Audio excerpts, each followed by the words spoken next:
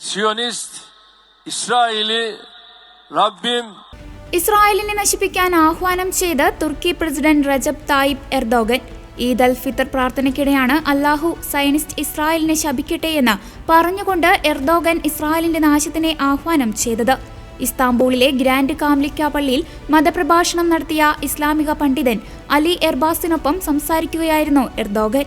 പ്രസംഗത്തിൽ പലസ്തീനിൽ എന്താണ് സംഭവിക്കുന്നതെന്ന് നമുക്കെല്ലാവർക്കും അറിയാമെന്ന് പറഞ്ഞ പ്രസിഡന്റ് സയനിസത്തെയും ഇസ്രായേലിനെയും നശിപ്പിക്കണമെന്ന് ആവശ്യപ്പെട്ടപ്പോൾ എർദോഗൻ അല്ലാഹുവിനെ അൽ ഖഹർ എന്ന് പരാമർശിച്ചതായി തുർക്കിയിലെ വാർത്താ ഏജൻസിയായ അനഡോലു റിപ്പോർട്ട് ചെയ്തു. എല്ലാ സൃഷ്ടികളെയും കീഴടക്കുന്ന ആധിപത്യം എന്നാണ് അൽ ഖഹർ എന്ന വാക്കിനർത്ഥം. അതേസമയം ഇസ്രായേൽ ഹമാസ് യുദ്ധം പൊട്ടിപ്പുറപ്പെട്ടതിനു ശേഷം കൊല്ലപ്പെടുകയും പരിക്കേൽക്കുകയും ചെയ്ത ഹമാസ് പലസ്തീൻ ഇസ്ലാമിക് ജിഹാദ് ഭീകരവാദികളെയും ഗാസ സിവിലിയന്മാരെയും പരാമർശിച്ച് എർദോഗൻ ഖേദം പ്രകടിപ്പിക്കുകയും പരിക്കേറ്റ സൈനികർ എത്രയും പെട്ടെന്ന് സുഖം പ്രാപിക്കട്ടെ എന്ന് ആശംസിക്കുകയും ചെയ്തു.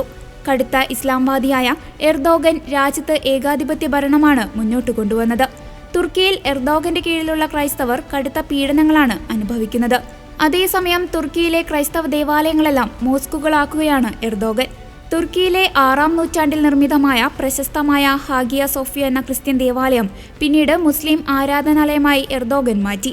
ഈ നീക്കത്തെ രാജ്യാന്തര സമൂഹവും അമേരിക്കയും ക്രിസ്ത്യൻ ഓർത്തഡോക്സ് നേതാക്കളും വിമർശിച്ചിരുന്നു. എന്നാൽ ഒരു ഫലവും ഉണ്ടായില്ല.